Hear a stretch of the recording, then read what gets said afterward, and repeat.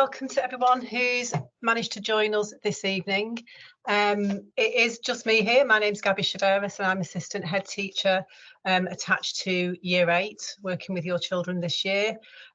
Just to let you know that this presentation is being recorded and we're going to make it available for you on the website as well once it's done. And unfortunately, because we've got so much information to get through, it's not going to be a two-way presentation.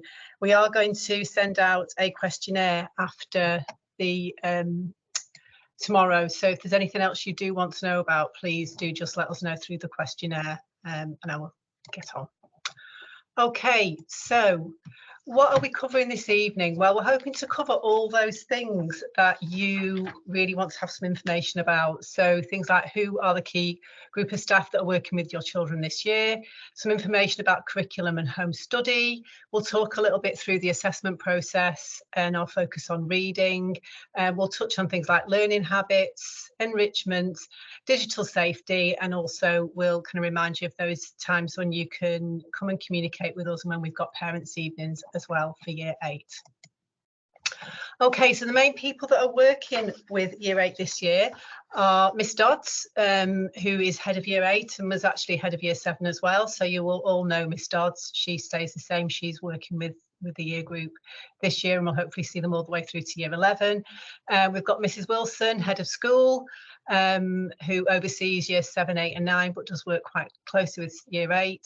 Myself, Mrs. Chaveras, the assistant head teacher, and we also have Mr. Mitchell, who is our Key Stage 3 mentor. So first of all, if we just touch a little bit on curriculum, we've got a really extensive curriculum and, you know, I could spend the whole evening talking you through all the things that we cover. However, I think the best thing to do is to show you where you can access this information for yourself on our website.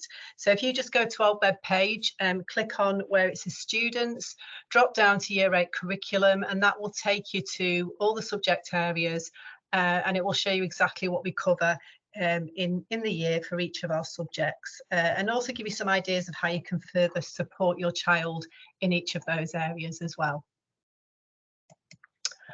In terms of home study, so for Year 7 and 8, we recommend 1 hour of English, maths and science and also 1 hour of reading per week.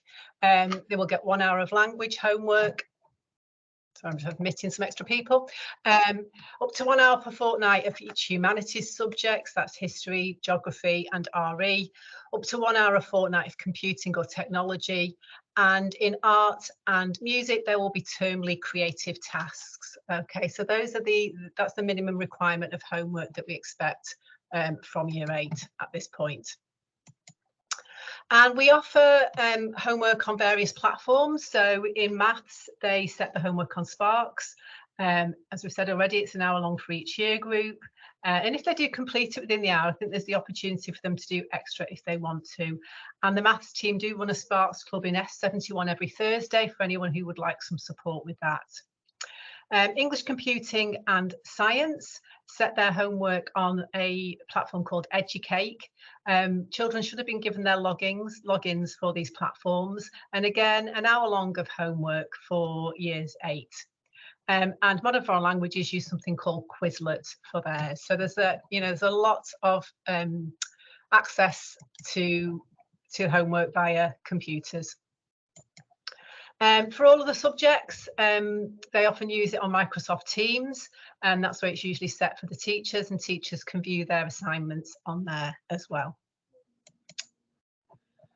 Okay, so we don't just focus on the academic at Chiltern High School. Obviously, part of their time with us is spent in trying to shape them into young people who are going to function really well in society.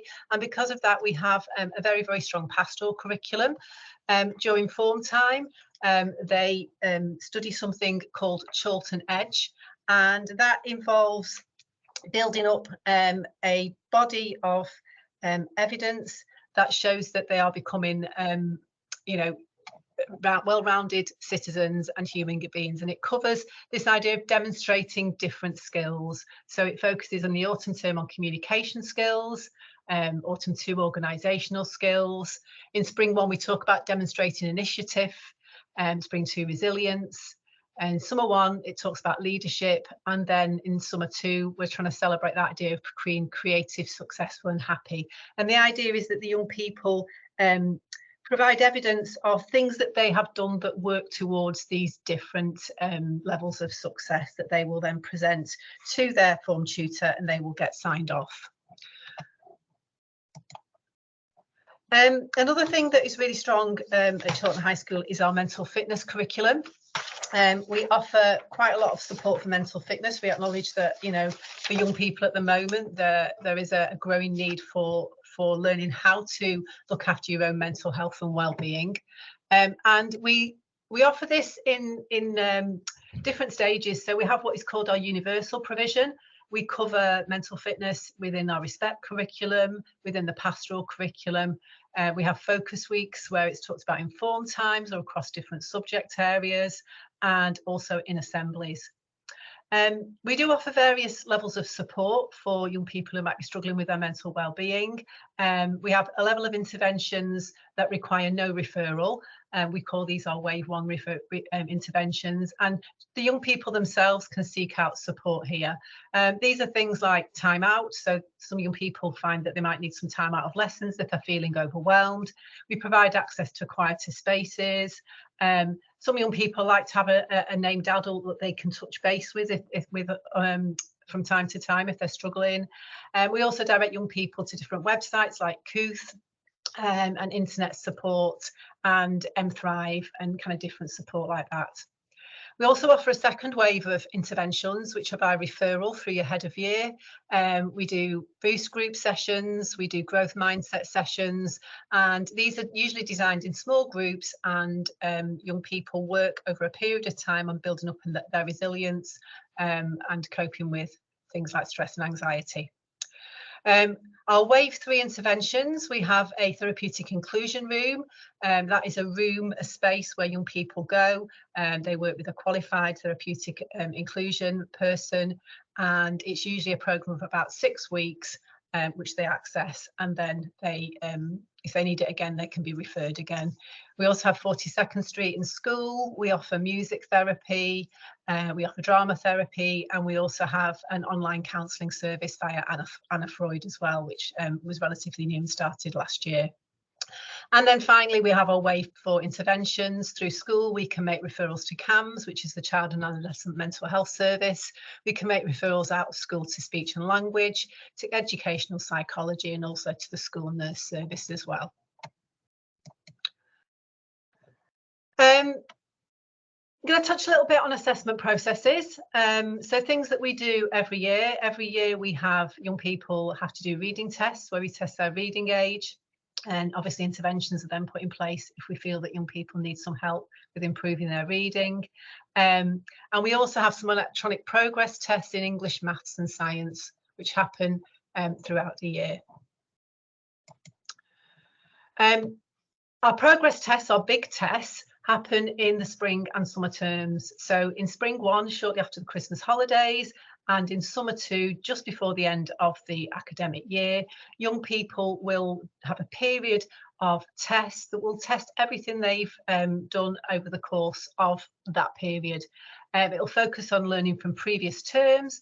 Sometimes it focuses on learning from previous years. So year 8 might be asked to recall information that they learned in year 7 in particular subjects.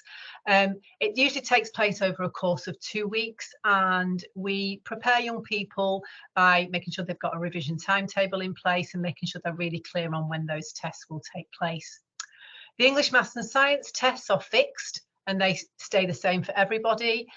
In their other subjects, the class teacher will usually specify when in the lesson that test is going to take place. So the young people need to make sure that they're carrying their revision timetable around with them so they can put that note in as well. You as parents will receive information via email about what we're going to be covering in advance in each test, so you can support their revision. And teachers will mark the tests and you will receive a report of progress made. Obviously, tests form 2 things. They allow us to see where a child is at, but they also allow us to see how we can move a child forward. So we use the test, the results of those tests to look at gaps that have been highlighted and make sure that those gaps are addressed and filled with young people. So we do spend a lot of time on feedback sessions after those tests. So the timetable for Year 8 is already available. So we know that in the spring progress test is going to happen the week commencing the 15th of January. And the date will be set by maths and English and science, and then the other tests will take place within that 2-week period. And then the following week it'll be the 22nd of January. So those 2 weeks are when those tests will take place. And the summer timetable, again, we already know the weeks it's going to happen. Week 1 will be the week beginning the 17th of June, and week 2 will be week commencing the 24th of June. So, you know, we already know, children can already think already about what they need to do in preparing themselves for those tests.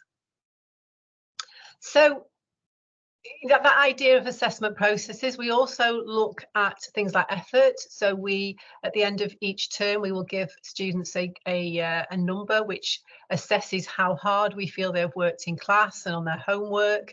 And it's really important that we, you know, that we create for them some really, really good habits so that they can improve on exactly what they need to do. We know from research and our experience year on year that the most effective indicator of future success isn't the grades they achieve in Year 7, but the effort levels that young people put into class learning and home learning. Each year after a set of GCSE results, we do lots of investigation into this. We look at, you know, what correlates to those higher grades that children get, what correlates to those greater levels of progress that young people make. And we find that those young people who have put great effort in, who have developed some really, really good learning habits, are the young people that end up doing better in their GCSEs. And, you know, it's never too soon to start having those conversations with your child about, you know, working hard when they need to work hard and making sure they're getting that balance right in their learning. So we aim to help students develop a set of 5 core revision habits to support in progress tests and future examinations. These are developed over the course of 5 years. In Year 7, they start with mind maps. In Year 8, they start to build on that and move in on that. So we start to cover things like looking at past papers, making sure you've got a revision timetable, making the most of things like online learning, and being able to make things like revision cards as well. So Year 7, Year 8 should be adept already at mind maps, and over the course of Year 8, we'll be starting to look at all those other areas. I suppose the big question is, how can you support your child at home? You know, this is what we're often asked, and it's pretty simple really to make sure that your child is well supported. You know, have they got a place that they can actually study? Is there a quiet area somewhere that they can actually get on with their study? You know, have they got any simple resources like highlighted, coloured papers and pens? You know, and if they haven't got that at home, you know, if they speak to their teacher, they speak to the head of the year, they speak to the year team, we can make things like that available for them. And also the biggest thing is to encourage them to start to get into the habit of setting themselves a study routine. We all know ourselves that, you know, if something becomes a habit, it becomes hard to break. So think about your family structure. Think about you know, when you have tea, is it easier for them to carry on studying when they come in? Is it easier for them to study once they've had their dinner in the evening? And just get them into a habit, into a routine of getting that study and getting that homework done. So one of the biggest impacts on students' progress, on student achievement is reading. Okay, there's studies that prove that those young people that read extensively, those young people that that get into the habit of reading, actually do better at school. So we've been working really hard on trying to make students develop that habit of reading. You know, it's undeniable how important that is. So here at Shorton High School, we ask students to read for around 20 minutes each day. It doesn't need to be all at once, but in order for this to be effective, it does need to be part of their everyday routine. So if students do want support in choosing books, we have got a fantastic library, and we've got some really dedicated librarians who, you know, will love to spend time speaking to young people about reading and finding out what they like to read and pointing them in the right direction of the kind of books that they will enjoy. Okay, again, in terms of learning habits, you know, the learning environment is really, really important, and we're focusing with students on our learning environment to ensure they feel empowered, challenged, and are able to follow their passion and developed as the most successful learners that they can be. And that's something we've been focusing on this year. So we want to make sure in school and obviously at home that our learning environment is calm and focused. We speak to the young people about making sure that their conduct, language and movement on corridors is calm and focused, because obviously that can affect anyone. That our attention, focus and long-term memory retention suffers when we're distracted or anxious or feel unsafe. And a calm, respectful learning environment inspires success, and it's vital to maximising potential. We want to make sure that our learning environment has really clear habits and routines. To become a successful learner, young people need time to focus, and they need time to have space and meet challenges and think hard about solutions. The idea of practicing habits and having predictable routines helps reduce the cognitive load. So, you know, the less you've got to think about in terms of, you know, have I got my pens, have I got my papers, have I got everything that I need, means that you're going to be feeling less stressed because you can focus more on your learning. And it's really important to understand that learning doesn't come easy, okay? One of the hardest things that children try to get their head around is the fact that you are going to struggle and you are going to have to repeat things, and that if something is easy, it's not going to have the impact that it needs, which is why we talk a lot in our strategy of success is to make people realize that resilience is really important. So to understand that our understanding is enriched when we struggle with new ideas. Meaningful long-term learning is achieved when our brains work hard and we revisit our learning regularly in school and at home.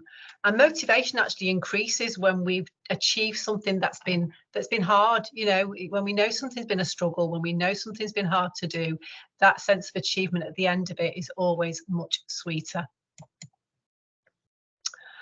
So we talk to our young people about being a CHS scholar. This is something we introduced last year. The idea being that, you know, a scholar, a good student will have self-belief, and they'll be able to persevere through difficulty, that they're able to collaborate with other people and communicate well, that they have good home study habits, that they're organised both in terms of, you know, getting everything to school that they need, but organised within their work and their exercise books, and that they are literacy legends, that they read, that they write well, that they give attention. We talk about giving attention like a star, and by that we mean we say sit up straight, track the teacher,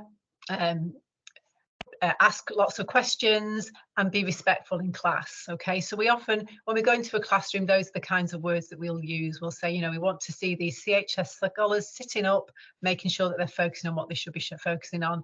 And then that final R, we've said already, is about reading with fluency.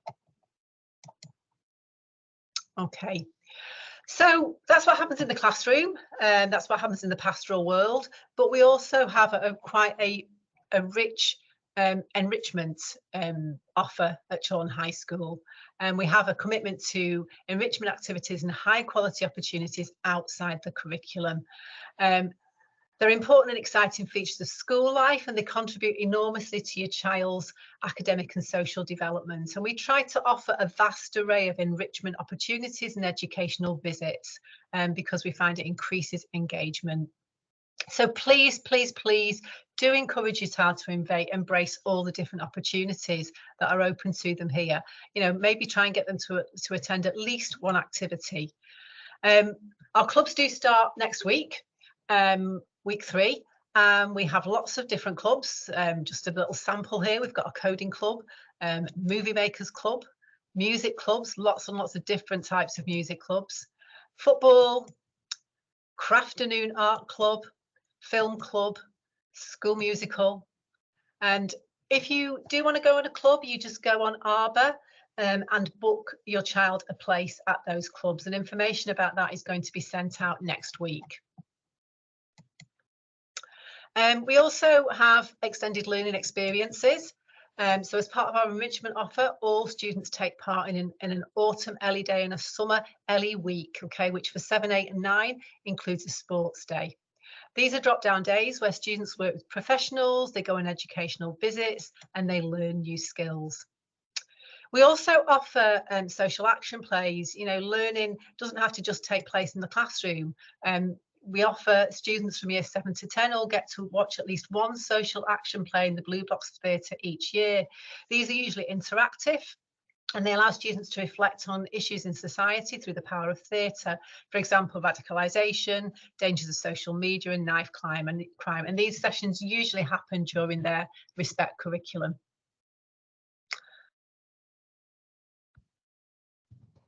I don't know why we've got a repeat of that one, excuse me. So just the same again, library, club, netball, a whole different range of things. Okay. We also at school have a really strong sense of community, and we make sure that young people are involved and thinking about other people and thinking about you know, how to look after others through charity drives, and the charity drive for year 8 this year is around the environment, so trying to keeping the environment, looking after the environment, and being eco-friendly. So you might hear young people talking to you about that. Okay, just moving quickly on to digital safety. So we actively encourage all students to keep safe when online or when using digital devices. Key messages to students include vitally keeping their username and passwords private for their accounts.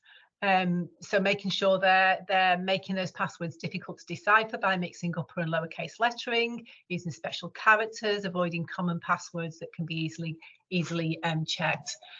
We also talk to them about making sure they check online sources of information. You know, question the source. Is it based on facts and opinion? Is it too good to be true? Talk it through with an adult and check with friends. Really important to know about CEOP, which is where young people or anyone, in fact, can report anything that they're worried about online. And you just click on CEOP and it takes you straight to a form that you can fill in to explain what it is you're concerned about. We talk to young people about social media.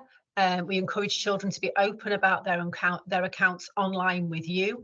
And it's really important that, you know, if your young person has got a phone, that you do check their phone and you do check what apps they're using and check the age restrictions on those social media platforms as well. And also help them with their privacy settings and making sure that they are secure online.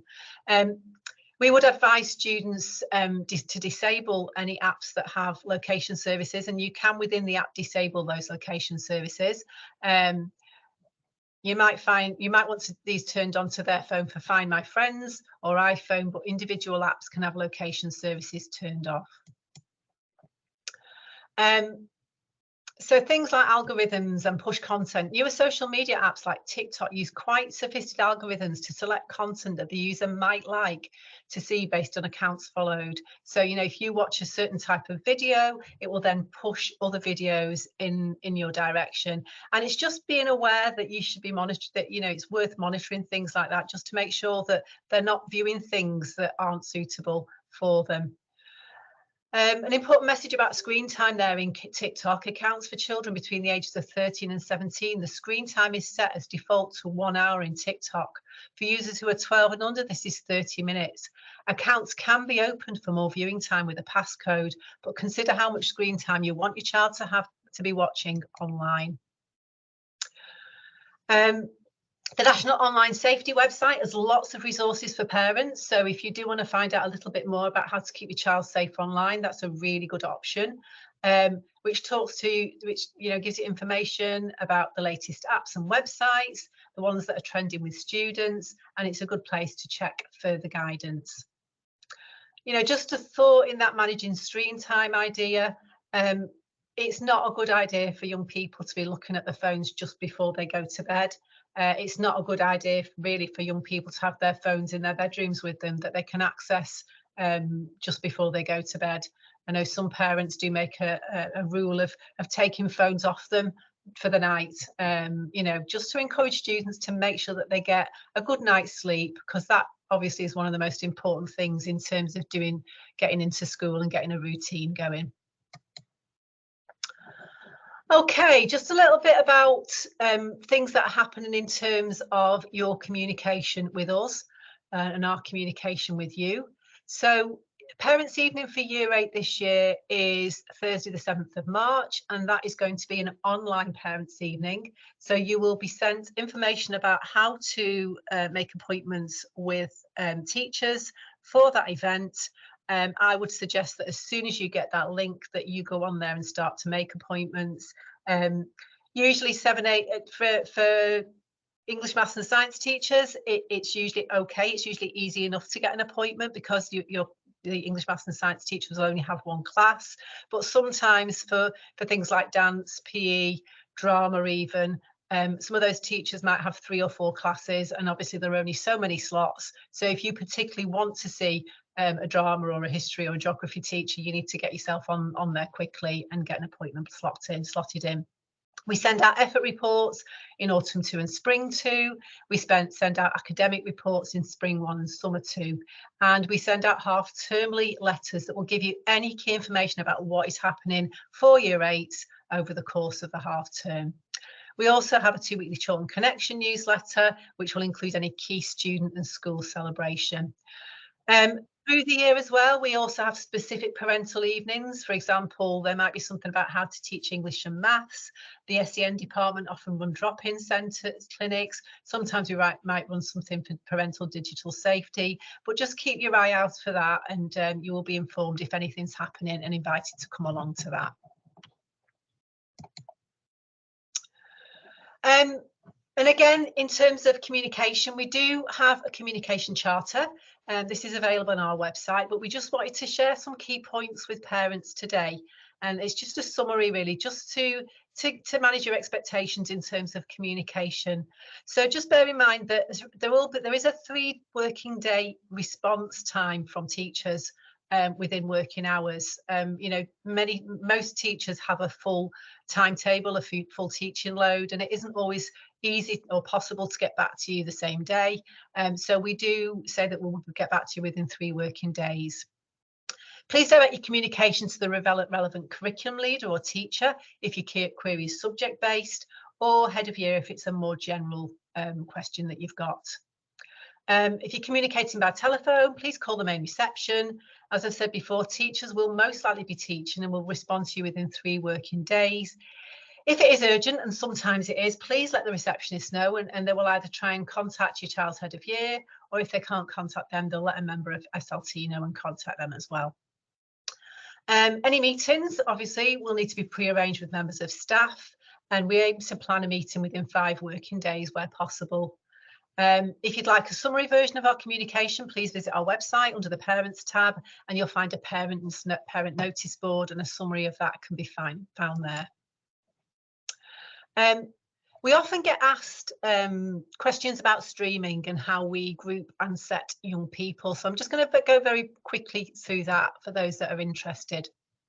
So how are Year 8 set for science? Okay, so in year 8, there are rough bands. So there are 5 rough bands. And in each of those bands, there are 2 equivalent classes in terms of ability. So you've got band 1, band 2, band 3, band 4, and then in band 5, there are 3 equivalent classes. Okay, so if your child is in set 1 or set 2 by a number, those classes are similar in terms of ability level. That's in science. For English, it's slightly different. So they have 3 bands. Band 1 has got 4 equivalent ability classes. Band 2 has got, again, another 4 equivalent ability classes. And then in band 3, you've got 3 equivalent ability classes. And then finally for maths, again, 3 bands. Band 1 has got 5 equivalent ability classes, Band 2 4 equivalent ability classes, and Band 3 just the 2 equivalent ability classes. And if you do want more information about how those specific subjects are set, it's worth directing your questions to the head of those curriculum. They'll be able to tell you a little bit more about how and why they do that. Another frequently asked question is around Arbor. So making payments is now available. You can make payments on Arbor, and your child's full timetable can be accessed through the desktop and laptop only. Okay, and you can also order lockers on Arbor as well. Okay, how to add money? You just go into quick action, make the payment, and the same for meals and top up. Another question we often get asked is about the catering. So meal deals are £2.80.